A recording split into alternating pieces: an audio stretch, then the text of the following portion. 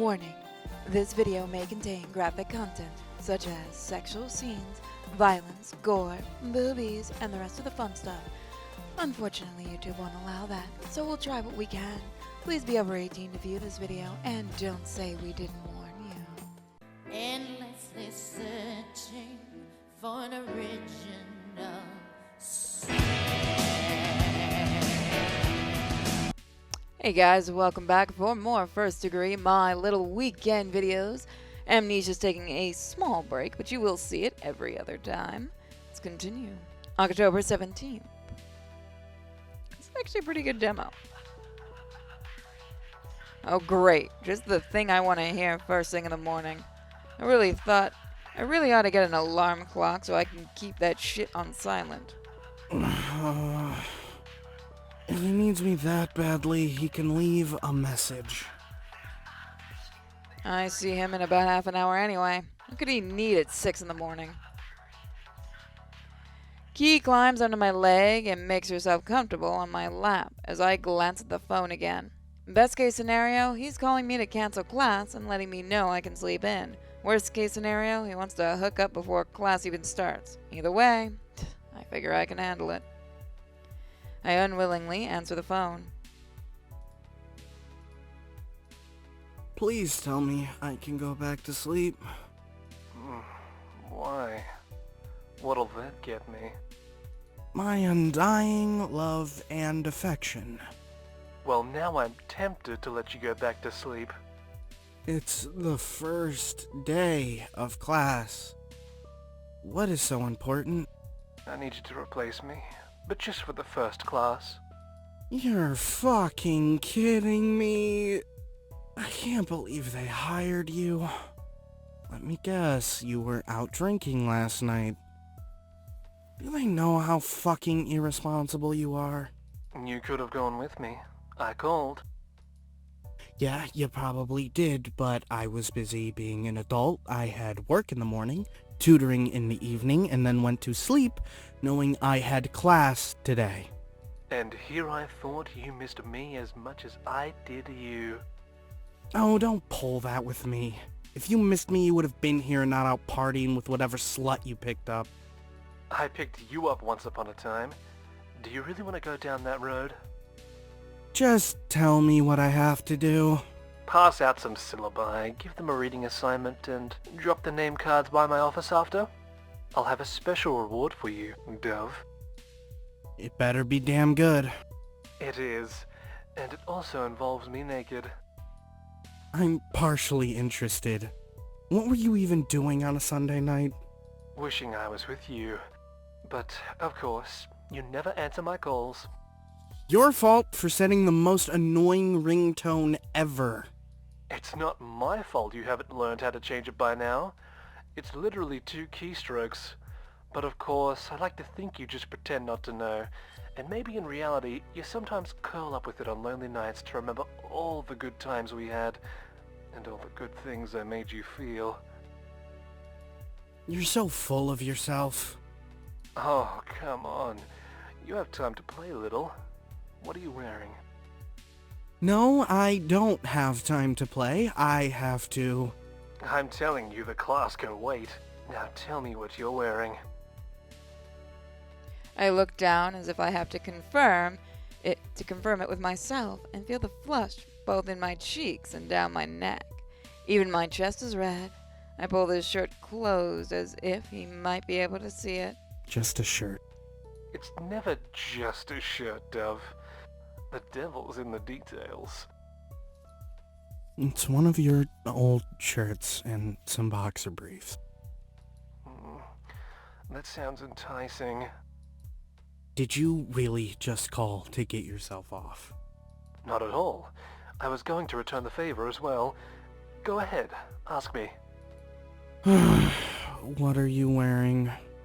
Absolutely nothing. But you know the best part? Looking at pictures of you. God, you're so sexy. Those private pictures better be staying private. For my eyes only. I'll see you after class. Fine. See you then. Oh, and Ray? What? Good morning, Dove. I blush again and just hang up. If I didn't, I'd be tempted to let him play with me all day. It's his specialty. Even after our rocky parts past an intense breakup, I won't deny that we're still pretty cozy with each other. We're still pretty crazy for each other, no matter how much I don't want to admit it. I arrive at class just a few minutes early, and even after this long, I still need to take a moment to calm my nerves. I've overseen tests, tutored, answered questions, and pretty much played June's puppet for all things outside of the lecture. But facing my first time to address the class on my own leaves me with a few butterflies. Oh, this won't take too long. It's the first day, and odds are they want out as soon as possible. For once, we'll be wanting the same thing. Jen's surprise better make up for this crap. Opening the folder, I glance at the course name, just to refresh myself before entering the room with all the authority and confidence I can muster. As I walk in, the majority of the class goes quiet at my presence, while the rest can't be bothered. Setting my bag down forcefully, I clear my throat and begin with the basics. Alright, unfortunately, Dr. Saigyo couldn't make it today. My name is Rei Kuroshima. I'll be your peer leader and Dr. Saigyo's slave for the next semester. The truth gets a spattering of laughs, and I realize that most of these kids have no idea what they're in for. I wonder who the victim will be this semester. As I prepare to discuss both the syllabus and index cards, a voice pierces the room unexpectedly. Wait, Kuroshima? Rei Kuroshima? You mean the Rei Kuroshima? From the doctor killings? Wincing internally, I realized it was bound to happen, but never thought it'd be so soon. At least one person in the class is read up on current events. Guilty. With any luck, this takes all of 5 minutes. Wow, I can't believe it's actually you! You're our professor? Peer leader, Leo. He's standing in for Professor Saigyo. Aren't you listening? Yeah, but he's like our professor today. Actually, today's gonna be a short one. Dr. Saigyo has a very specific way of teaching that you will all discover. So today, we're going to review the syllabus, fill out these index cards, then you're all free to go. The class whoops and claps excitedly as I begin to pass out the index cards and syllabus. Wait, so we're not gonna get a chance to talk to you? I'm available if you have any questions about the reading or the lecture. And while we're on that, you're expected to read and be familiar with chapters 2 and 3 by Wednesday. I will tell you, it may sound like a simplistic assignment, but I would try for full comprehension. Remember names, titles, and studies, or you'll make yourself and the class miserable. Don't take this course lightly. With that done, I return to the desk and take a seat. Pulling out some paperwork from my last autopsy as they read the syllabi and fill out the cards, I sigh going through the motions and feel like a student myself with the worst assignment ever. For ease of access, I stuff my phone in my front pocket for whenever I feel the need to check the time. Head in my hand, I continue to fill the required notes as the students begin to turn in their index cards. Every once in a while, I glance up as the students move past, and every time catch the eyes of the purple-haired twins who addressed me earlier. Oh, great. What do these two have going on? As the last of the students moves by my desk and out of the room, I rearrange the index cards and go through them quickly. In the process, I remove about half a dozen post-it notes complimenting my looks and offering their phone numbers. You freaking go. It's flattering, but they're all girls, and Jun would have thrown a fit. Looking up toward the two, I stand from my seat and move around to the front of the desk, and I catch them conversing among themselves before raising voices. Am I supposed to mark you two as no-shows? I have them. Well, I was kind of hoping to head out, so hurry up. The purple-haired student stands from his seat and comes down to join me by the desk. As he hands me the index cards, I glance at both of them. Are you Leo or Griffith? Most call me Griff, but some call me Master. Whoa, been a while since I've been around someone so sexually straightforward, though typical for a dom. Griffith it is. Give it time. It's a long semester. Before I can retort, Griffith leans back against the desk, sitting right on the edge and giving me a look that would definitely work on me if I was 3 shots down and looking for a Friday night fling. You're good, but you're also my student.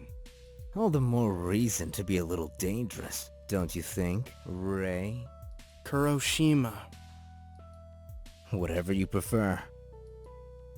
I smile and find myself actually looking around the room to make sure no one else is watching.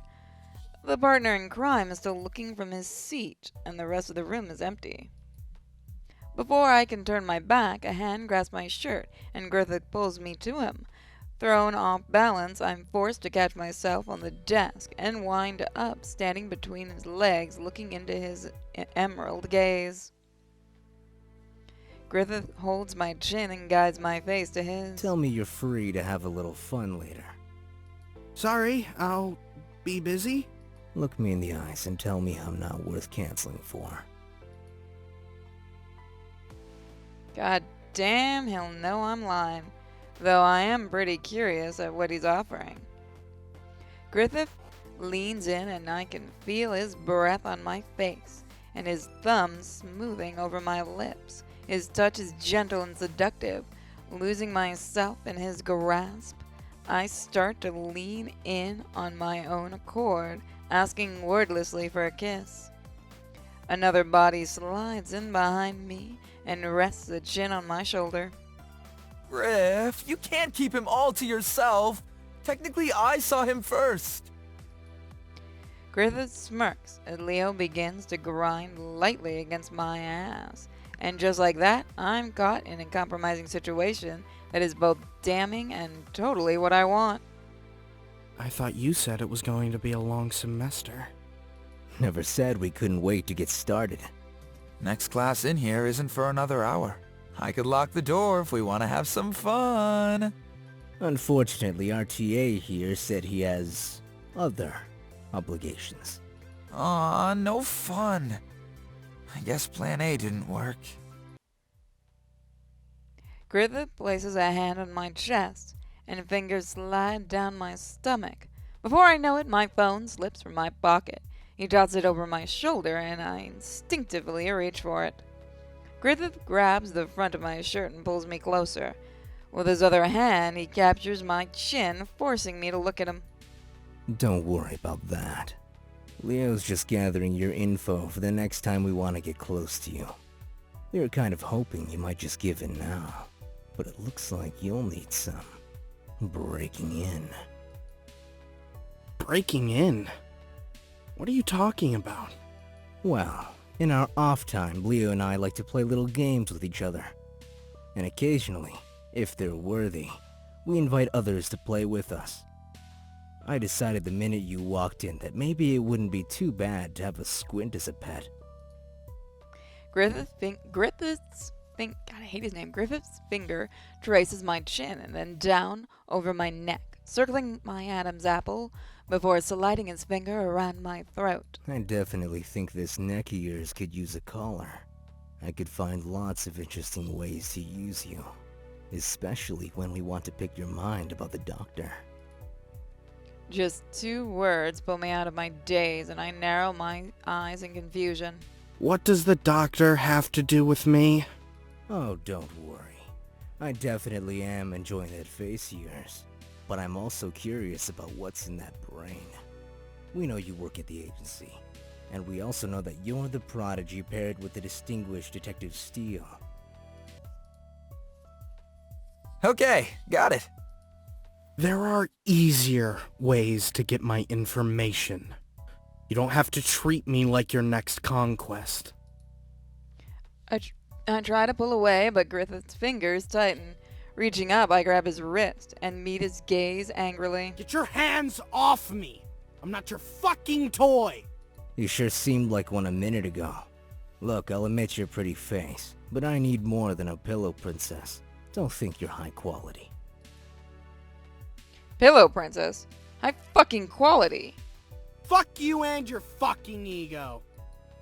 I pull away again, and this time Griffith lets me go, only to find Leo behind me as I turn. A bright smile greets me, and before I know it, Leo steals a kiss. I'm still too surprised to react as Leo slips his arm around my neck. Aw, don't be mad, please. We really do like you. Leo plays with a curl at the nape, at my nape, and gives me his version of puppy dog eyes, which are not only warm and endearing, but also strangely seductive. We're just a little more forward than the rest. And Griff can be a little harsh. But really, you're literally our perfect partner. We just met. Yeah, but that's what makes it so perfect. You're cute, smart, and you have connections. You don't need forever to see how it works out. Let him go, Leo. I think we've overwhelmed him. Promise me you'll think about it, please? I put our numbers in your phone, so call anytime.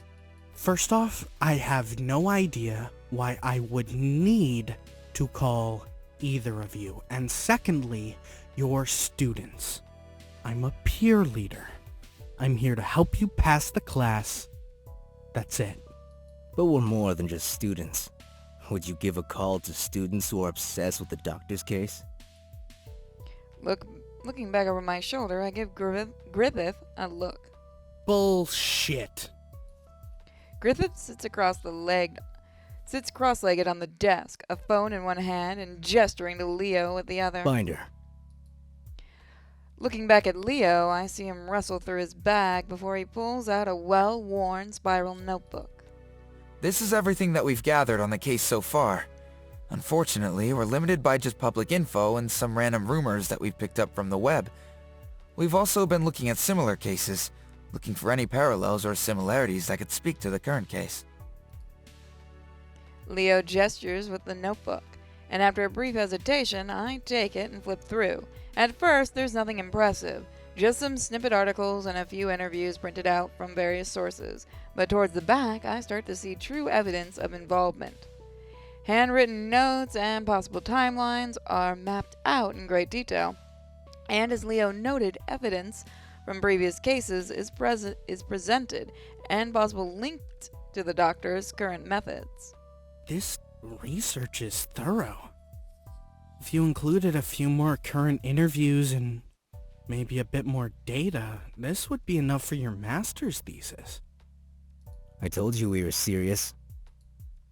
Sliding off the desk, he takes the bag from Leo.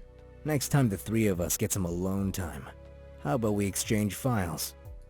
I haven't promised anything. But you're interested. Call us. Leo takes the binder and gives me a quick kiss on the cheek. See you, Ray-chan. As the both of them leave, I'm left standing by the desk and staring at the doors, wondering what in the hell just happened. I feel like I was just seduced, bribed, and blackmailed with all at the same time. I'm in so much fucking trouble. Why did I enjoy that? So tired, finally done with classes for the day. I'll hand him the name cards and prepare to go home to catch him sleep. I think I forgot to feed Key again, too. Walking down the hall, I reach the administrator's wing and head toward Jun's office. Reaching the doorknob, I notice the door ajar and make a decision to walk in before a sound of a voice stops me. Standing just outside, I recognize Jun's voice and that of an older law professor that most of the student body generally dislikes. I just flat out hate him. Not only has he tried to seduce my ex in the past, but he totally disregards me and shows little to no respect for anyone beneath him. It was also rumored that 90% of the students failed his class the previous semester. While most would have blamed the students, I believe the fault lies in the professor alone. God, again? Can he be bothered to do his fucking job? Standing just outside the door, I lean in to make out the conversation. Oh, come on, baby. Don't tell me you're going to leave me hanging again. Last night was so much fun. I officially can't get enough of you. Don't you think it's time to take us more seriously? If I thought it was time, I would tell you. I just have other things going on right now, and you're not one of them. You know I love it when you play hard to get. How much more do I have to beg? Is it more gifts you want? How about I take you on that shopping spree I was talking about? Hand-tailored suits, custom shoes, the works. Is that what you want? For you to doll me up, then have me beat you while I wear it? What the fuck? I love the fact that's where my brain went, and then that's some good writing right there. Dr. Osamu makes a noise that I'm sure is not a word, and then a request. Yeah? Then what would you do with me? At that point, I'm not sure whether anger, jealousy, or disgust took over, but I can no longer listen or stand Jun's old, supposed-to-be-over love affair. Barging in without remorse, I hold the cards in my hand. I've got your... Now that I'm actually in the office, I get the full picture. Jun sits at his desk, leaned back in the chair with his feet up and crossed, while Dr. Osamu sits in a large chair across from him. All I have to do is glance at Dr. Osamu in a very compromising position, whatever. Pants undone, his hand buried within them, Dr. Osamu stares at me before suddenly realizing and jumping to his feet.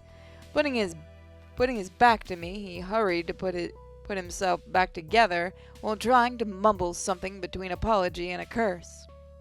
Still angry and getting ever angrier, I refuse to turn away and stare at him until he looks at me. Mr. Kurashima, we weren't expecting you. Obviously.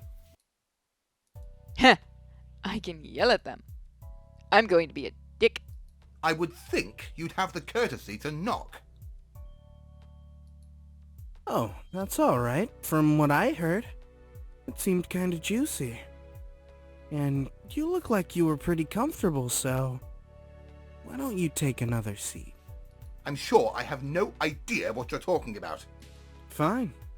You can just miss out on the show. Dr. Osamu looks confused, and as I turn to Jun, even his normal stoic face wonders what I have up my sleeve. Setting my things on the edge of the desk, I walk around slowly and let my fingers trace along the edge of the wood. Jun looks comfortable before I raise a foot and kick the side of the chair. Not expecting it, Jun drops his feet to the floor and grabs the edge of the desk to keep from falling over. Once I have him off balance, I grab the back of the chair and spin him around towards me. Jun looks up at me with wide eyes, now totally confused. Reaching down, I grab the bottom of my sweater vest before pulling it off. Tossing it blindly, I let my eyes hold Jun's before I step forward and put my legs on either side of his own. Straddling him, I slowly sink into his lap and run my hands through his hair. Taking a seat, I let one hand slide from my locks and down my face before my index hooks. My finger hooks in the corner of my glasses and pulls them off. Biting softly on the frame, I wink at Jun before setting them down on the desk. Jun finally snaps out of his stupor, and his hands feel my hips. I'm sorry. Did I interrupt something important? Extremely important. Jun only has eyes for me as he grabs my hips and urges me closer. Wetting both of our lips with my tongue, I link my arms around the back of Jun's neck and slowly roll my hips. I can't imagine what would be more important than you. Jun bites at the bottom of my lip, but I pull away teasingly. Glancing over at Usamu out of the corner of my eye, I can tell he's on the verge of a tantrum, but not quite there yet. I thought I was the only one you let tease you in here. But I guess you have others you like. I have no fucking idea what you're talking about. You're the only one who matters to me. Smiling knowingly, Jun returns it as he leans in for another kiss. I oblige him forcefully. To add a bit more to the show, I rock my hips against Jun's growing erection. Jun's mouth joins mine, and I find it almost impossible to pretend this is all just an act. I forget anyone else is in the room as my mouth opens beneath his own and a tongue slides out to dance along his. The hands of my hips, the tighter, and his reaction makes my hunger rise. Moving past his tongue, I delve into the dark corners of his mouth that I haven't tasted in months. As usual, he's spicy and warm, and his moan that fills my mouth forces one of my throat in answer. His reaction makes my hips rock hard, and I'm suddenly intent on giving him the pleasure of knowing only I can. Why the fuck is someone messaging me? Joan has never lied to me, so when he says I'm the sweetest, I know it, and when he says no one pleases him like I can, I believe it, and again he whispers to me. Fuck. You're the only thing I ever want. And what about all the others you play with? They mean nothing to me. This time, it's my turn to nip at Jun's lips before he groans in pleasure and takes control of his mouth again. As my hips continue to grind, I glance over at Osamu, and this time our eyes meet, narrowing my own. I watch as his jealousy spills over the brink, and he leaves the room noisily. As the door slams behind him, I smile to myself, and then wonder why I wasted my time on him. He amuses Jun, but is little more than background noise, and all of them beg for Jun, but Jun only begs for me. Jun doesn't even notice the sudden absence, but I pull away. Standing from his lap, I reach for my glasses. Jun gives a deep groan of disappointment and reaches for my lips again. Ray, come on, Dove. You had your fun. I wipe the lenses and then my lips before slipping my glasses back on. Tossing the tissue in the trash, I bend over and pick up my fallen sweater. A hand slides between my thighs and gently fondles my taint.